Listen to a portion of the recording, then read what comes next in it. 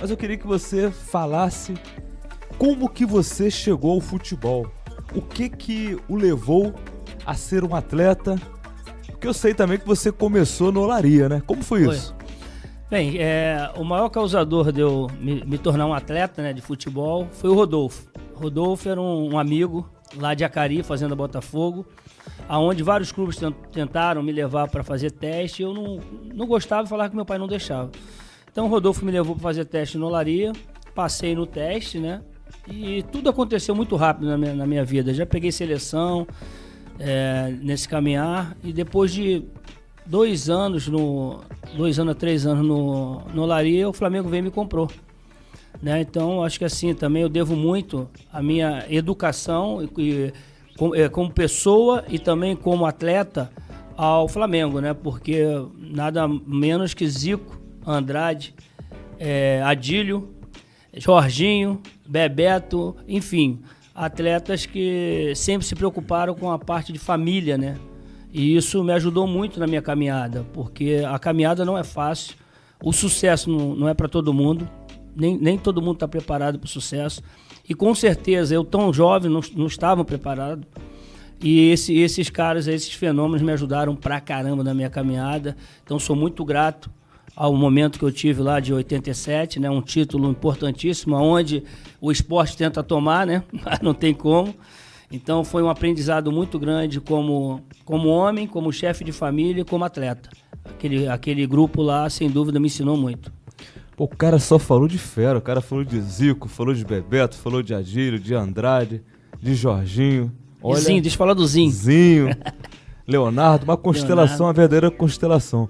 Agora, você se profissionalizou aos 16 anos no Olaria. Chegou ao Flamengo aos 18 anos, né? Com 18 anos. Cheguei no Flamengo e já vi um grupinho que tinha sempre, todo lugar tem um grupo, né? Aí no Sub-20 lá, que era juniores na época, tinha um grupo que eu comecei já a encostar neles, né?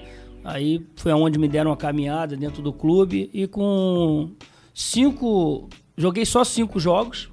No Olaria? No Flamengo. No Flamengo. 5 jogos nos juniores e fui profissional. Aí não desci mais. Né, o Zagallo me viu treinando, precisava de um meia, me viu treinando em Vargem Grande com juniores. E aí ele me levou para viagem no México. Aí eu não saí mais, me botou de lateral direito, perguntou se eu já tinha jogado. Eu nunca tinha jogado, mas eu já era um jovem bem acima da média. Aí quando ele me perguntou, eu falei várias vezes. Joguei várias vezes, fica tranquilo. E realmente deu certo, né? E fiquei aí 6 anos no Flamengo, né? Um aprendizado muito grande que eu tive. E se não fosse você no Fluminense, o Flamengo teria levado aquele título de 1995. Quem não se lembra, né? Praticamente ali no final do jogo, Ailton dá um corte, acho que foi em Fabinho. Foi no Charles Guerreiro. Charles Guerreiro. Deu um corte. Corta pra dentro, pra fora e chuta. Chuta de canhota. Aí ela vai, o Renato tenta sair, mas estava gordo, né? Aí bate na barrigona dele e entra. O árbitro deu meu, falou assim, morreu, né, o Léo Feldman, pouco tempo, mas ele deu o gol meu e falou pro Renato, o gol é do Ailton, porque se você vai de encontro à bola, o gol é seu, você tenta sair da bola. Então, peraí, repete aí. Quer dizer que se Renato... Se não fosse aquele tamanho de barriga de Renato, como é que é? Ele não fez lobby da churrascaria que ele ia, que falando pros outros? Então, de tanto comer nessa churrascaria, ele tava gordinho. Aí ele tenta sair da bola, mas ele tá tão gordo que ele não conseguiu. Aí a bola bate nele, foi bom, né? E a bola entra. Foi bom pra você, né? Bom pra nós não foi bom, não. Agora, um jogador de alto rendimento, de grande sucesso, quando ele está começando, como que é a vida, como que é a rotina? Ele dorme que horas? Ele precisa acordar que horas? Como é que é a alimentação? Como é que é? Ele pode ingerir bebida? O que é a vida de um jogador de futebol que quer realmente estar ali em alta performance? Vamos falar do atleta, né? Porque do jogador, se eu falar do jogador, o jogador ele faz tudo que ele acha que pode fazer. Ninguém veta ele nada. Esse é o jogador de futebol. Mas o atleta profissional, ele tem a nutricionista que cuida deles, entendeu? Tem fisiologista, tem tudo para ele se tornar um atleta. Né? Então, se ele realmente ouvir os profissionais, tudo direitinho, abrir mão, Ainda mais para eles hoje. Na minha época dava para eu sair que o celular não é a máquina que é hoje. Né? Hoje o cara sai ali, bate uma foto, já viralizou. Na minha época, para tirar uma foto, para revelar uma luta. Então dava para você fazer as coisas. E hoje, para eles, tão difícil fazer e mesmo assim eles fazem. Aí a gente dá conselho. Se você tiver de fazer, faça bem. Não dá mole, porque para o teu nome não ficar sendo mal falado aí nas redes sociais. Enfim, então a gente passa os cuidados necessários para eles, para que eles possam seguir um caminho de atleta e não de jogador. Então, tá, agora eu vou botar você na sinuca pra gente finalizar. Se você tivesse que escolher, né, o time ideal, né, dos companheiros que jogaram com você, né, do goleiro ao ponto esquerda, você já parou pra fazer essa análise aí? Não, consegue rapidamente? Do goleiro ao ponto esquerda, qual seria o time ideal de companheiros que já passaram com você por clubes? De goleiro ao ponto esquerda. Goleiro seria o Zé Carlos. Lateral direito, Jorginho. Zagueiro central, Leandro. Peixe frito. Quarto zagueiro, Mauro Galvão. Lateral esquerdo,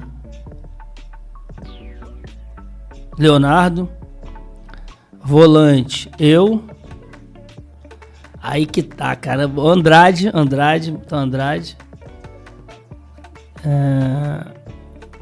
Andrade. Zico. Pô, mas tinha que ter lugar pro Júnior, cara. Acho que o Leonardo vai cair. Leonardo caiu. Leonardo caiu. Vai o Júnior. Júnior, pô, sem chance, né? Vai o Júnior, lateral esquerdo. Volante, eu e Andrade. Zico. Zicozinho. Paulo Nunes. O time só pode ter 11 em campo. Ó. Não, vai ter, já vai vendo aí, ó. 4, 6, 7, 8. Né? Tá tendo 8. 8. Botei agora o Paulo Nunes. E... Rapaz, você jogou com muita gente boa. Paulo Nunes, Bebeto e Renato, que tem, caralho. Você jogou com muita gente boa. Não dá não. Jogou com o Renato Gaúcho. Pô, tem o Dejaí, ó. Tem Dejaí. Caraca, tem muito cara. Dinho. Caramba, meu irmão. Você tem que fazer uma peneira com essa turma toda.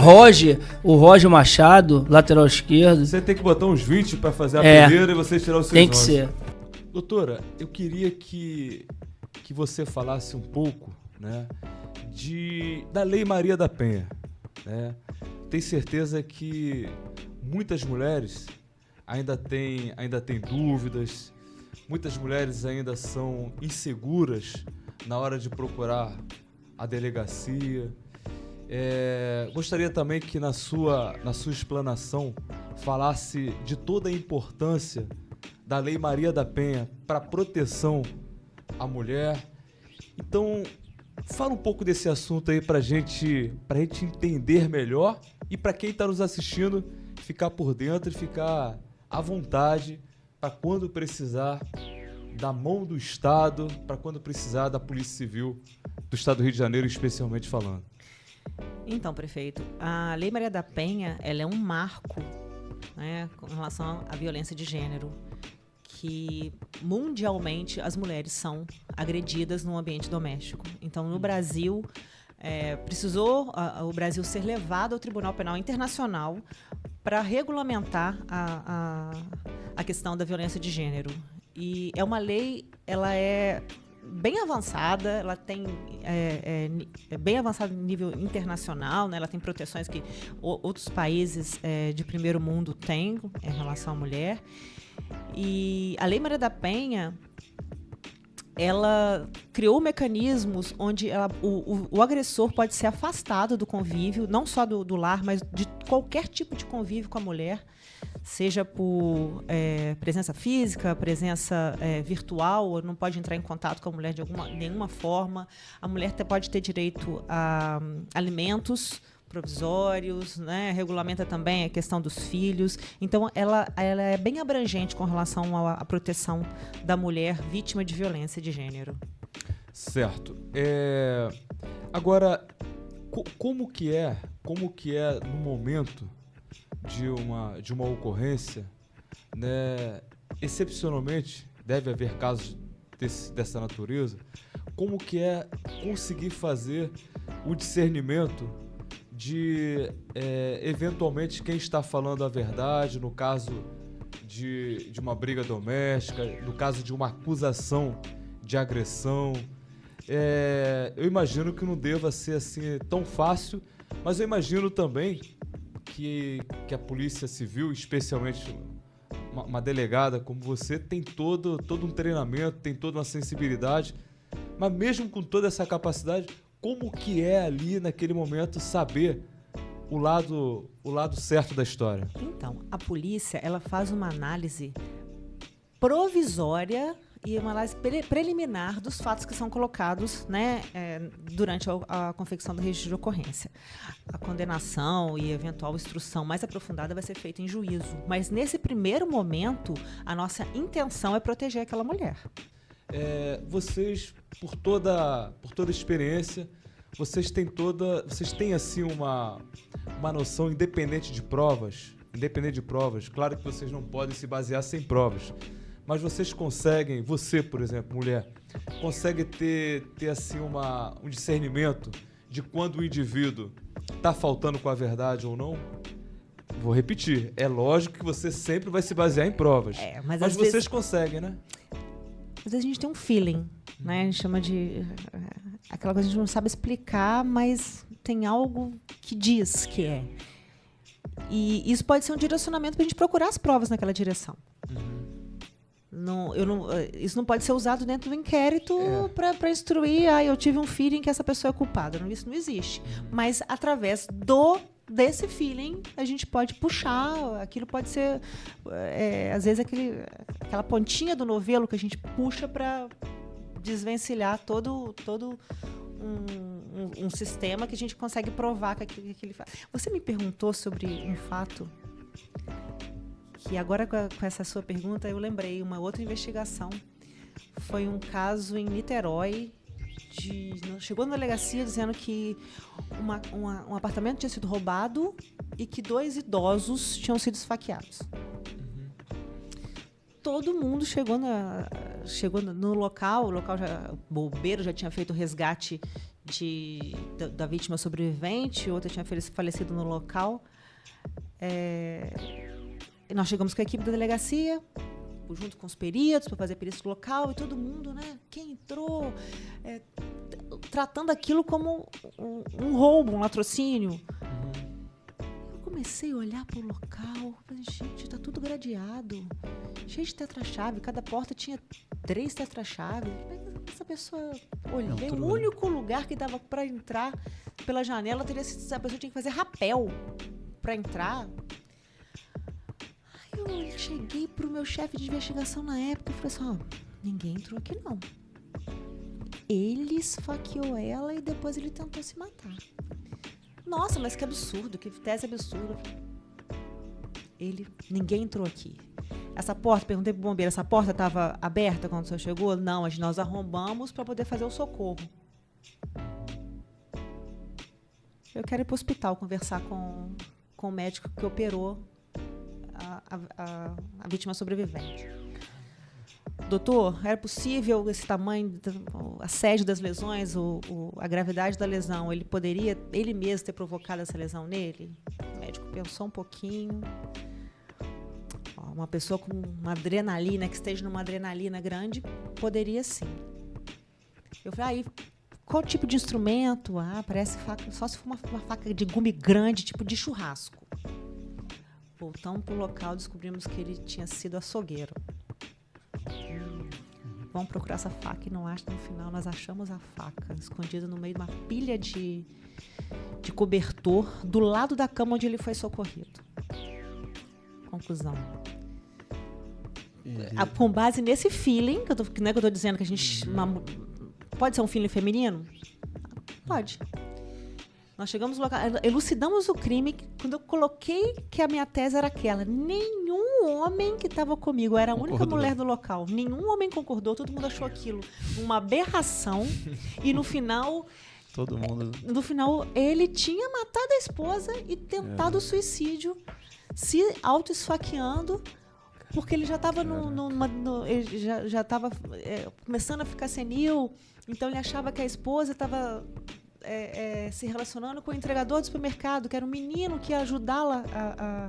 É um caso dramático. Né? É um caso dramático, onde os idosos já estavam, né, com problemas da própria idade, né? Problemas que advêm com a idade, e acabou culminando numa tragédia dessa. E o caso foi elucidado com base nesse feeling aí que você me perguntou. Ninguém acreditou, e depois eu fui no hospital, conversei com ele, tentei, ele ainda estava se recuperando, não falou nada, mas passado umas 2 semanas tocou o telefone da delegacia e uma pessoa se identificou como enfermeira do hospital tal, só fulano, né? Eu lembro o nome dele, seu Manuel, quer falar com a senhora, pediu para a senhora vir aqui, porque eu já tinha estado com ele no hospital. Eu falei, gente, vamos pegar aí uma máquina de escrever, um laptop, qualquer coisa que esse homem vai confessar.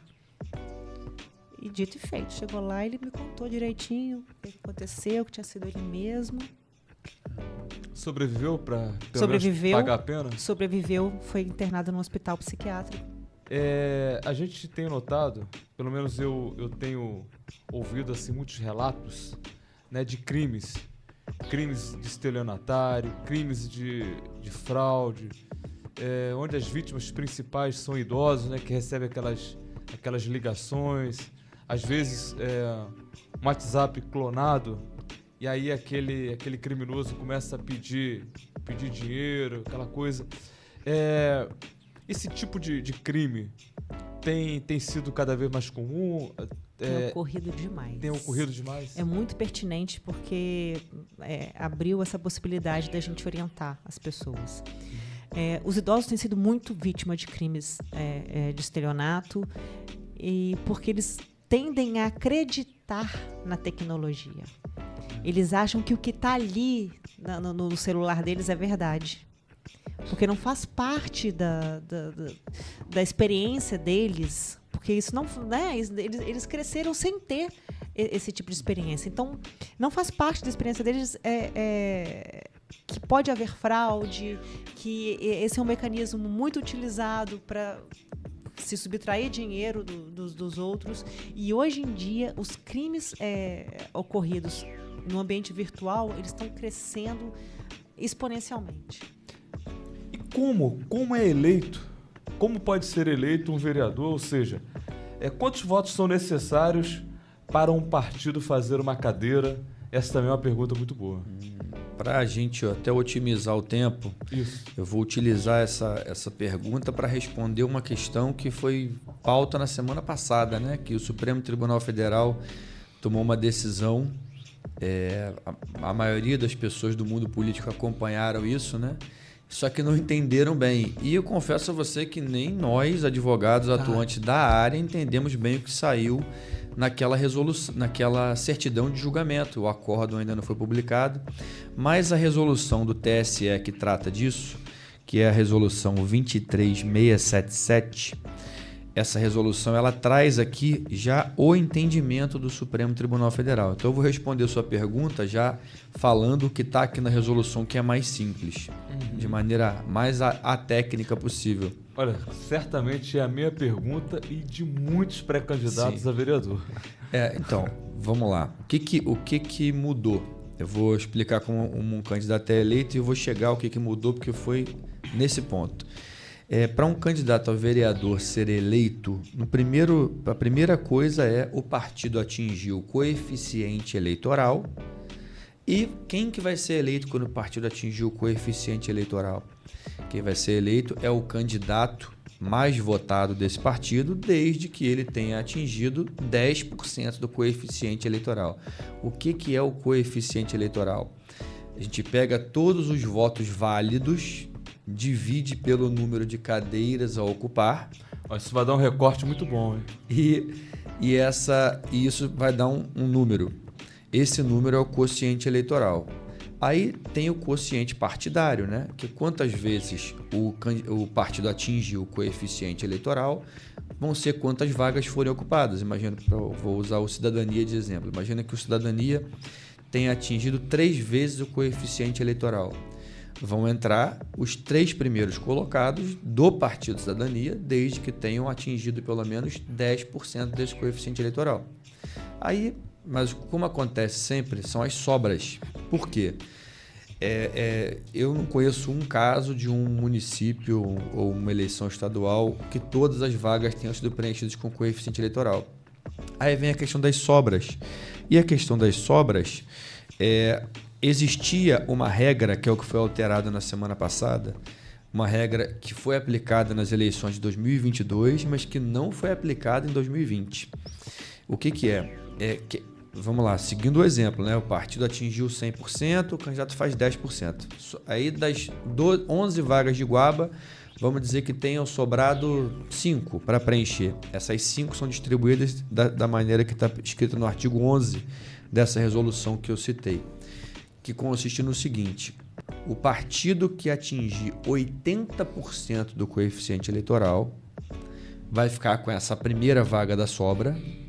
E quem que vai ser o candidato? Vai ser o candidato mais votado desse partido, desde que ele tenha feito pelo menos 20% do coeficiente eleitoral. Quando exatamente pode começar a campanha eleitoral e quais os prazos de desincompatibilização por cada cargo? Olha, duas perguntas. Essa última é impossível de responder. Hoje muita gente me perguntou isso, até antes de eu chegar aqui, um amigo de Porciúncula estava com a dúvida, me mandou, porque os prazos de desincompatibilização são 3, 4 ou 6 meses, mas depende do cargo que vai disputar e depende do cargo que ocupa. Tem cargo, por exemplo, que um assessor simples pode ser 6 meses. E uma pessoa que trabalha do lado desse assessor, mas ele trabalha com a parte de tributos, o prazo dele é outro, 4 meses. Então, assim, isso tem que ser consultado cada caso individualmente, mas os prazos em geral são 3, 4 ou 6 meses, mas depende de cada caso, de cada cargo. Mas em regra geral, vamos aqui a casos assim mais comuns e mais concretos. Um secretário municipal que quer concorrer ao cargo prefeito, de vereador. 6 meses, prefeito 4 meses. Porém, o que eu tenho orientado todo mundo a sair com 6 meses. Por quê? Porque é muito ruim esse prazo de 4 meses, porque vamos dizer que a pessoa saia com 4 meses, faltando para o início, para a eleição. Daqui a mais um mês já é convenção, então tudo ainda está muito quente, a gente passa a ter outros problemas de abuso de poder do município. Então, a orientação que eu tenho dado por cautela é para sair com 6 meses. Outra coisa, né, Pedro? Vai que o candidato a prefeito decide ser candidato a vereador. Sim. Ele tem que... Também tem isso. Não, mas e eu também entendo, essa preocupação do Pedro, né? Porque mesmo que ele decida sair 4 meses antes, a lei o protege, né?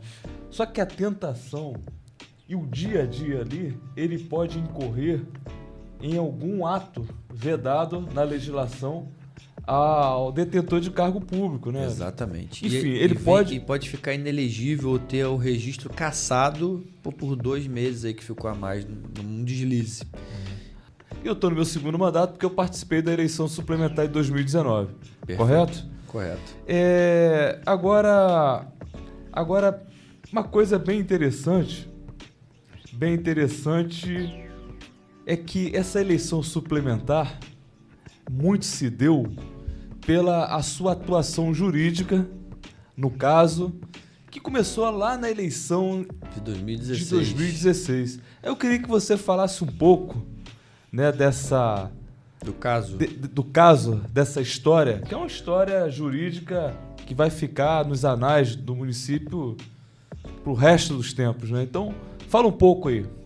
Olha, esse caso foi nós entramos com a impugnação da candidatura da ex-prefeita, porque o Oscar Magalhães foi candidato a prefeito, foi eleito prefeito em 2008. Em 2012, a Graziella foi eleita prefeita. Então, os 2 mandatos que aconteceram de maneira subsequente contam como se fosse uma reeleição. uma reeleição. Para te dar um exemplo, como se fosse com você. Imagina se você tivesse disputado a suplementar e não quisesse disputar a eleição de 2020, tivesse lançado a sua esposa. Se renunciava, você até podia lançar ela. Mas ela também não poderia ser reeleita agora em 2024, porque já teriam havido 2 mandatos familiares. A Constituição brasileira veda um 3º mandato familiar consecutivo do mesmo grupo familiar. E foi isso que nós alegamos quando a ex-prefeita registrou a sua candidatura. Ela não tinha uma inelegibilidade de ficha suja, né? Façamos justiça, mas era uma inelegibilidade constitucional muito clara. E com isso, nós conseguimos em primeira instância o indeferimento do registro dela. Aqui, Guaba, aqui, né? Guaba. Conseguimos no Rio de Janeiro, no TRE, manter o indeferimento do registro dela. No TSE. No TRE foi bem apertado, No né? TRE foi bem apertado. Ali foi 4-3, Foi né? 4-3. E ali você teve que gastar bastante esse latim aí, né? A gente teve que gastar a palavra um pouco. Gastou a palavra, né? Excelentes advogados que sempre atuaram do lado da então candidata. E no TSE foi a mesma coisa, mas no TSE nós ganhamos por 7-0. 7-0. É por isso que muita gente não entendeu como que depois ela conseguiu tomar posse ainda, porque é um caso de matéria constitucional que obrigatoriamente tem que ir até o Supremo Tribunal Federal, porque cabia um recurso a mais, que era o recurso extraordinário. Eu queria que o senhor falasse também um pouco como que nasceu a vontade da adoção. Eu sei que o senhor é pai da Ana Beatriz, pai biológico, mas é pai também de mais outras 3 crianças adotadas. E como que brotou esse sentimento no coração? Aconteceu, Vantuil. A gente foi no abrigo em São Pedro e Silvana queria levar mantimentos lá que a gente tinha visto na rede social, que eles estavam precisando de ajuda, e a gente foi lá. Quando a gente chegou lá, a Silvana se apaixonou pelas crianças e falou, não, eu vou ser mãe dessas crianças. Aí falou, Alessandro, o que você acha? Né? Uma coisa diferente, a gente já tinha Ana adulta, ia mudar toda a nossa rotina. Falei, olha só, tem tudo um trâmite, né, Vantuil? O trâmite para adoção é um trâmite muito burocrático. Muito. Lento. Eu falei, olha só, vamos fazer o trâmite burocrático e esperar o que o tempo vai dizer. Enfim, quando a gente pegou a certidão de adoção, que você tem que fazer todo o trâmite, né? A visita de assistente social tem que fazer um curso para você pegar a certidão nacional de adoção, a gente começou a receber ligações de diversos lugares do país. E aí a gente recebeu também ligação de São Pedro da Aldeia. E aí a Silvana me ligou. Olha, Alessandro, me ligaram lá de São Pedro, eu vou lá. Beleza, chegou lá, eram as crianças, aí ela me ligou já chorando, dizendo, são nossos filhos, eu sou mãe deles, e dali começou todo o processo. São 3 irmãos? 3, Davi, Rihanna e Gabi. Que legal, que legal. 3 irmãos, você adotou os 3. Sim. Isso é muito legal, porque eu já li histórias, né, de casais que encontravam, tipo, 2, 3 irmãos, mas só queria adotar um. Imagina. Mas aí o seu preferiu ficar com os 3. Para separar os 3 era complicado, e na verdade a paixão foi pelos 3, então não tinha como ficar longe deles. Nós mudamos, as pessoas falam, né, vocês mudaram a vida das crianças, mas eles mudaram muito mais a nossa, pode ter certeza, em todos os aspectos. Como que é a vida de um estudante, aquele que quer ser médico? Para começar, já são 6 anos de faculdade, né? Sim. Estudo pra caramba. Claro que os momentos de lazer, de brincadeira, porque isso faz parte da própria juventude, né? Isso é importante para desestressar, mas é aula integral, né? Era um horário integral. Eu, nos meus 3 primeiros períodos de faculdade, 2 ou 3, era aula sábado, inclusive. Então é uma dedicação muito intensa. E aí, quando você tem algumas cadeiras que são muito grandes, né? Fisiologia, farmacologia, anatomia, clínica cirúrgica, são cadeiras com muito conteúdo, você tem que ter uma dedicação muito grande. Então é uma vida bastante dedicação, estudo, mas com equilíbrio você também consegue ter tempo que precisa ter seu tempo de lazer. Mas é diferenciada.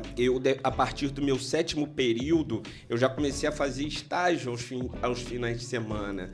Então meu sábado à noite era fazendo estágio já. Então, uma vida que tem que ter dedicação, tem que gostar do que faz, tá muito focado para poder concluir a faculdade.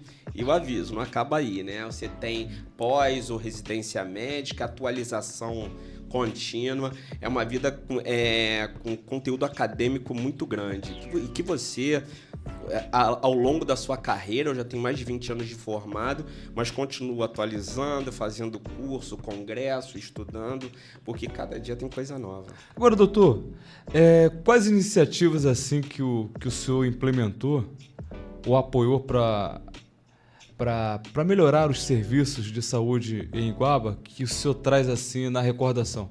Eu sei de um, mas vamos ver se você vai falar desse. Se o senhor não falar, eu vou falar.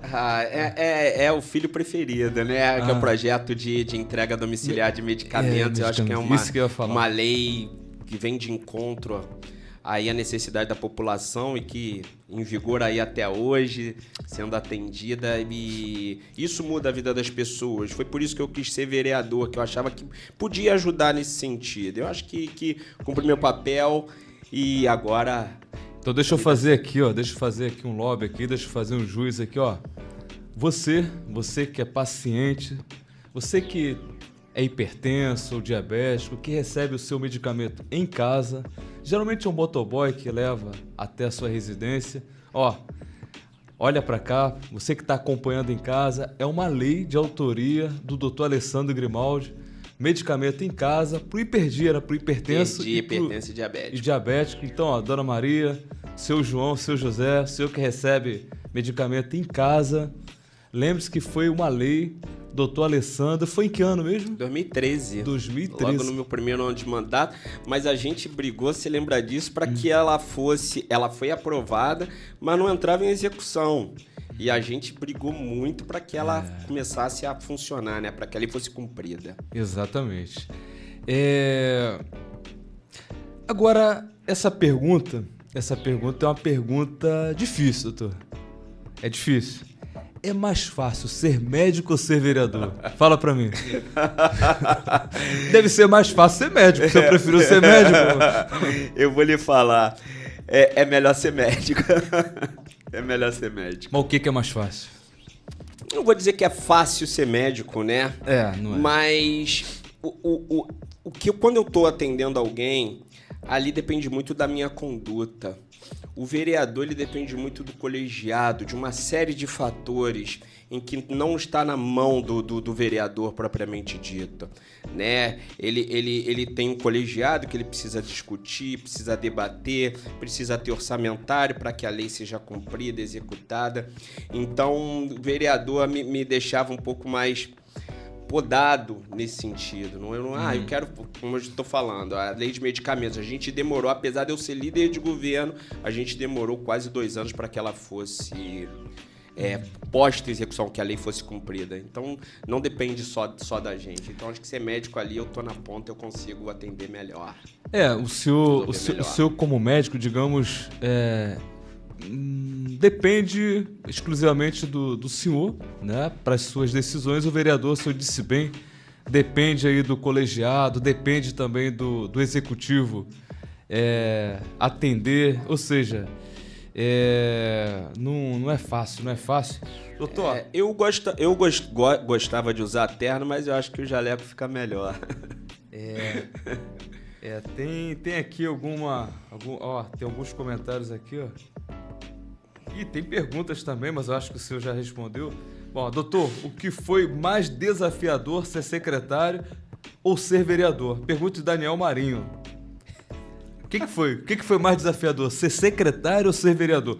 Ó, tem muitas perguntas aqui e tem alguns comentários também. Eu não sei se eu vou conseguir fazer todas as perguntas aqui, então eu vou pedir a todos aqui que entendam, mas essa eu tinha que fazer, doutor. Eu acho que ser vereador foi mais complexo. A vida de secretário é uma vida puxada demais, João Tuil. Nunca tem orçamento suficiente, porque a saúde, como, né, o pessoal fala literalmente, é um ralo, assim, né? Todo mundo tem que ser atendido, né? O SUS é universal, então você esbarra na questão orçamentária.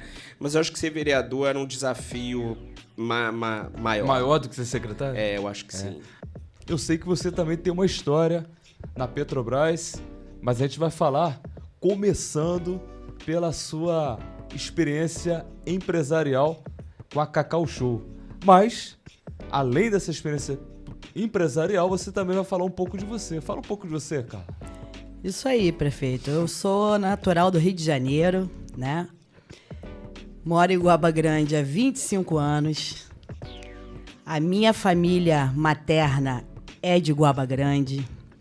A minha vida de infância foi aqui, nas férias, né? Casa da minha avó. Casa de vó é muito bom, né? A gente tem boas lembranças. E a minha mãe é iguabense. A gente, com a violência do Rio de Janeiro, minha mãe resolveu vir buscar uma qualidade de vida.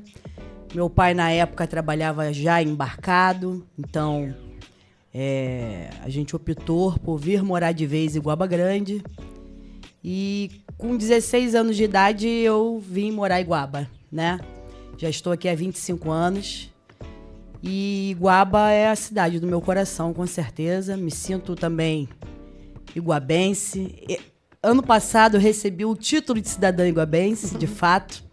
Mandar um abraço aqui para o nosso vereador, Marcilei, que fez essa homenagem. Fiquei muito feliz em estar recebendo um título de cidadã iguabense, que é a cidade que a gente escolheu para viver, ter nossa família, fazer aqui a nossa história, né? E meu pai, assim que se aposentou, ele abriu um empreendimento aqui, no qual eu fui ajudar, que eu gosto muito de venda, gosto muito de me comunicar, adoro vender, acho muito legal. Fiz muitas amizades ali na Cacau Show, né? A decisão e o convite de vir para a vida pública, política, meu pai resolveu se desfazer do negócio, né? Porque ele contava muito com o nosso apoio familiar. Foram 4 anos ali muito interessantes. A gente escutava muita gente dizer que aquilo não ia dar certo, e é uma loja foi muito sucesso. Aliás, o Guaba Grande só tem sucesso, né, Cláudia? Só tem a agradecer. Só tem a agradecer Guaba Grande. Como foi a experiência de sair, né, do privado, ou seja, você que tinha o seu negócio, aliás, continua ainda tendo o seu negócio, mas como foi ingressar na vida pública? Como foi essa experiência para você? Desafiador. Tenho uma formação, né, de serviço social e estar à frente da secretaria desde o primeiro momento foi um desafio muito grande, mas, ao mesmo tempo, uma vontade de contribuir, né, com o crescimento, com as políticas públicas da assistência, até pela minha história de vida.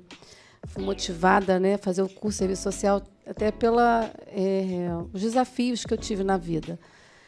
Mas o maior desafio foi montar a equipe, estruturar a secretaria, que estava tudo muito complicado.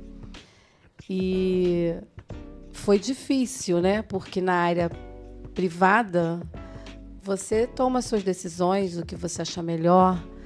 E na área pública, não. Você tem a complexidade que requer, né, administrativamente falando, processo, legislações, portarias. Então, isso foi difícil para mim. E lidar com as pessoas também, né? A experiência que eu tenho de vida, sempre lidei com pessoas, isso me ajudou. Mas o desafio foi muito grande pela complexidade que é administrar, né, uma secretaria de tanta importância e do jeito que nós encontramos. Bom, eu costumo dizer que quando a gente administra o nosso negócio, nosso próprio negócio, a gente está cuidando do nosso dinheiro. Sim. Agora, quando estamos na vida pública, nós estamos administrando aquilo que é público. Aquele recurso, aquele dinheiro é da população. Então, a responsabilidade é muito maior. É muito maior. Nós temos toda uma legislação para cumprir, os órgãos de controle, Tribunal de Contas do Estado, Ministério Público Estadual, Ministério Público Sim. Federal, tutela coletiva, enfim, não é nada fácil. Eu imagino como deve ter sido desafiador para você. Sim, e um detalhe que a minha vida toda foi lidando com o Detran, né? Acostumada com regras, com complexidade, corregedoria, e eu sou muito preventiva, eu gosto das coisas muito certinhas. Então, isso foi também difícil, na área pública, que requer envolver outras pessoas, mostrar, sensibilizar da importância da organização, do planejamento, de cumprir as metas. Isso foi um desafio muito grande. Agora, Cláudia, vou começar pela Cláudia aqui. O que você gostaria de ter feito pela secretaria, mas que ainda não foi possível? Fala pra mim. Mantuil, ainda vai ser, em nome de Jesus. O CEAM, um mecanismo voltado para a mulher. Que como mulher, né, já desde 2004 tem esse desejo, quando éramos 4 na Câmara, mas era um momento diferenciado, já existia esse desejo, essa vontade, essa necessidade, e isso só vem crescendo, né? Infelizmente, as demandas em relação à violência contra a mulher, a gente precisa implantar um mecanismo no nosso município voltado especificamente para as políticas públicas para as mulheres. Então, na condição de mulher, estando, né, num cargo de extrema importância, assim como a Carla, nós temos que nos unir para. A gente sabe que tudo tem seu tempo. Nós criamos o setor, né, de políticas públicas para as mulheres na secretaria. Já é um passo, antes não tínhamos nada, que faz uma articulação com as secretarias, levando informações, campanhas de sensibilização. Então, já é um passo importante, mas a gente precisa avançar, amigo. Tem crescido muito as demandas, estatísticas estão aí. Então, é um desejo que, infelizmente, né, a gente sabe que questões orçamentárias, não dá para fazer tudo, mas isso é um desejo que está aqui, que eu não consegui, mas está aí também, você sabe, você é sensível ao assunto, a demanda. Tenho certeza que vai chegar a hora, estamos caminhando para isso. Vai ter, né, um novo momento político, existe um projeto político de continuidade que seja tão logo, né, a efetiva implantação desse mecanismo tão importante que é o CEAM, que é um centro especializado de atendimento à mulher. Que a gente precisa, hoje nós só temos o CREAS e o nosso setor de políticas públicas, e temos também a Patrulha Maria da Penha, que faz um trabalho, né, com as mulheres que sofrem vítimas de violência no município. Bom. Mas a gente precisa de algo um pouco mais estruturado, um mecanismo com equipe técnica, com atendimento especializado, entendeu? Você tem toda a razão e é necessário, sim. Agora, não dá para dizer que só temos o CREAS e a Patrulha Maria da Penha, porque não é pouca coisa, não. O CREAS faz um trabalho assim, de brilhante. Excelência. Quando nós recebemos aqui nesse estúdio a delegada, sim, a doutora Janaína, ela elogiou demais o CREAS. Equipe nota 1000. Nota 1000. Eu imagino e sonho com um centro de imagem aqui na nossa região, aqui na nossa cidade, né? Hoje a gente ainda conta com suporte de municípios vizinhos para a gente levar um paciente necessitando de uma tomografia que esteja internado na UPA, né? Quem é a rede de suporte é o Hospital Regional, perto. Porém, se a gente botar na ponta do lápis, a gente tem um custo grande com isso. É necessário um médico se deslocar, um profissional de enfermagem, um maqueiro, uma ambulância, combustível. Se você botar na ponta do lápis no mês, a gente ainda tem, né, um custo grande. A gente ainda tem mulheres que a gente faz mamografia em Saquarema. Então, eu tenho um sonho de ter isso aqui na nossa cidade. Vamos ter. E vai estar perto, se Deus quiser, disso acontecer. A previsão desse ano ainda, a obra está concluída ali ao lado da Escola Paranhos, tá? Então, a gente vê, Vantuil, algumas pessoas desistem, às vezes, de fazer um grande exame de rastreio por conta de não querer se deslocar para Saquarema. E o câncer está crescendo demais, né? Então, eu acredito que esse sonho aí vai ser realizado ainda esse ano. O outro desejo que eu tenho seria aqui uma sala de um centro cirúrgico para cirurgias eletivas, que a gente ainda conta muito com a rede do Estado, né? para fazer cirurgia, às vezes até simples, vesícula, hérnia, alguma coisa, algum procedimento ginecológico, né? A gente sabe que a gente não tem quantidade de habitantes para se ter um mega hospital, mas eu acredito que o nosso futuro prefeito aí já pode pensar, Uma parceria. e eu tenho certeza que ele vai pensar, a gente ter aqui uma sala de centro cirúrgico para cirurgias eletivas, coisas fáceis que, infelizmente, quando você só depende da rede estadual, a gente sabe que está sufocado. Então, são 2 sonhos que eu tenho certeza que em breve a gente está aí, um já realizando, e em breve a gente vai pensar aí, com certeza, numa sala dessa que eu tenho Amém. vontade, muita vontade. Para você, qual a importância da educação e como isso influenciou na sua carreira, Genara? Bom, a educação é um tema muito amplo, né? Por quê? A educação ela pode ser a formal, né? Ela pode ser a informal ou a não formal. Então, todos nós temos uma educação, né? Todos nós somos, né, educados dessa forma ampla. Porém, hoje, né, eu trabalho com a educação formal, que é sistematizada, né, embasada nas leis, na teoria, de uma forma científica. E hoje, né, o seu próprio, né, podcast retrata, né, a tecnologia. Então, hoje, o educar, nós temos que estar, né, com essa visão ampla do educar, né, que é educar principalmente com as inovações. E a tecnologia nos ajuda muito, né? Então, eu digo que um fator hoje para a educação alavancar, né, até mesmo com os dados do PISA, que o nosso país não é muito reconhecido ainda, seria como, né, os grandes países que estão nos primeiros lugares, né, se destacando. E como que eles se destacam?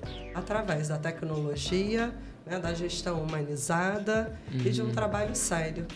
Então, eu tenho certeza que este é o caminho. E hoje a educação precisa, né, buscar esses caminhos, né, de todos esses pilares que eu falei, para que a gente consiga, né, alavancar aí nos rankings, que a gente consiga prospectar mais alunos, né, que a gente não precise sair do nosso país para fazer um curso, né, embora que a minha opção foi uma opção mesmo por sonhos, né, de desejo de fazer um curso no exterior. Já fiz vários aqui, várias pós no Brasil, mas, né, que a gente tenha essa referência. E orgulho, assim como hoje nós temos na nossa cidade. Hoje, né, quantas pessoas aí falaram do orgulho de ter estudado no Jardim Escola Estrelinha Mágica, hoje no Instituto Genária Viana, hoje muitos formados. Hoje eu tenho muitos alunos que foram alunos do IGV e fazem as matrículas na nossa instituição. Eu já tenho essa nova geração na escola. De alunos Que hoje são pais de alunos. Que são pais de alunos do IGV. Agora, você já disse, e eu já percebi também, que você é muito tecnológica, você é apaixonado por tecnologia. Então, eu tenho aqui uma pergunta, né?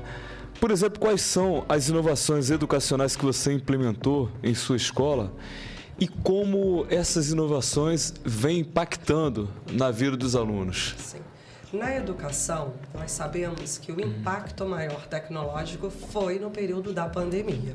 Ali foi um divisor de águas que nós, professores, tivemos que nos adequar. Né? Onde a sala de aula do contexto, né, que era dentro da escola, de uma unidade escolar, passou a ser nos lares. Então, nós, professores, eu falo nós, eu sou professora de formação, fomos para os lares. Então, nós acabamos tendo que desmistificar essa questão, né, tecnológica, que era para muitos professores um grande obstáculo. Né? Para o aluno, para as crianças, é tudo muito fácil, né? Mas nós, professores, tínhamos essa resistência. E com a pandemia, tivemos que realmente enfrentar esse desafio. E partindo, né, desse pressuposto, dessa inovação, as escolas, para sobreviverem até pós-pandemia, né, nós tivemos que nos adequar. né? Muitas questões não tem mais como a gente retroceder. Né? Isso que eu ia te perguntar. O uso do celular, embora que em muitos momentos eu também sou tradicional, né? O aluno tem momentos que eles não podem utilizar, porque tem que estar totalmente voltados para o aprendizagem, para o ensino-aprendizagem. Mas a tecnologia, hoje, por exemplo, o nosso boletim, com as notas, presença, é um boletim online. Família, alunos têm acesso pelo celular. Nós temos um aplicativo da nossa escola, que se chama um aplicativo próprio, que é o Instituto Janária Viana. A comunicação é muito rápida. Qualquer horário, qualquer momento, o pai tem essa... Né? Nós temos esse aplicativo. Os simulados. Amanhã, inclusive, acontecerá um simulado em todo o ensino médio, onde todos os alunos do Brasil inteiro farão os moldes Enem, com os critérios da correção, seja a redação, assim como as outras disciplinas. Todos serão avaliados conforme o Enem, também de forma tanto online, como o aluno também pode fazer a prova física, presencial. Além do financeiro, todo o financeiro do Instituto Janária Viana, ele é todo digital, é um aplicativo também que nós temos. O pai, onde estiver, ele consegue resolver tudo. Né? Então, todas as ferramentas, né, inovadoras, todas as ferramentas que ajudam a gestão, nós temos que seguir. Confesso que eu não gosto muito de ficar o tempo todo em computador, no celular, eu não gosto. Né? Mas, como eu falei, né, nós somos seres humanos e temos que ficar antenados a todas as novidades. E as evoluções, tecnológicas, principalmente. Agora, qual seria, na sua avaliação, o impacto comportamental dos alunos e dos educadores pós-pandemia? Você notou, você sente no dia a dia uma mudança de comportamento depois da Covid? Sim. Nós temos aí vários aspectos, né, Vantuil? De dados, né, se eu trouxer aqui os gráficos mostram isso muito claramente, né, como nós tivemos uma queda, nós já não estávamos muito bem. Quando eu falo nós, a nível Brasil, eu não falo Instituto Janária Viana nem município, não é isso? Nós já não estávamos muito bem nesses dados. Pós-pandemia, né, foram várias questões. A saúde mental, né?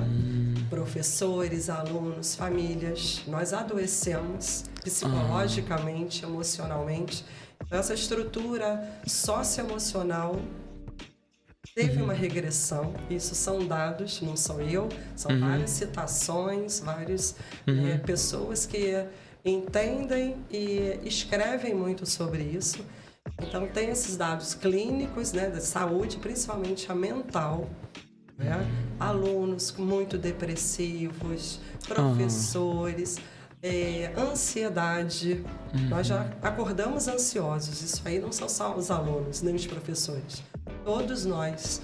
Né? Então, essas questões pós-pandemia estão ainda enraizados no nosso cotidiano e talvez, né, permaneçam, principalmente por essa questão tecnológica, que também criou o quê? Um vício. Né? Muitos positivos, porque a gente consegue se desenvolver, né? Positivamente em descobertas, em conhecimentos. A gente consegue viajar por um mundo sem sair da nossa casa. Agora, eu gostaria que você falasse, Janária, assim, em breves palavras, como você promove um ambiente inclusivo e diversificado na sua escola. Como que você trata esse assunto aí tão habitual? Eu falo assim com muita tranquilidade sobre a inclusão, né? Porque desde sempre, né, hoje a inclusão realmente é uma questão natural. Nós temos que incluir e ponto. Não tem questões a serem refletidas, pensadas, tem que se fazer cumprir, né? Porque são alunos, somos iguais, né? Então, o Instituto Janária Viana sempre foi pioneiro na cidade na inclusão. Hoje não. Hoje o município oferece com muita qualidade. As demais escolas privadas, todas oferecem também com a mesma qualidade, né? Então, hoje nós já estamos inseridos, né, na inclusão. Mas como, né, com toda essa vasta experiência aí na educação, eu lembro que as escolas recusavam, não aceitavam os alunos e sempre iam até o Instituto Genária Viana.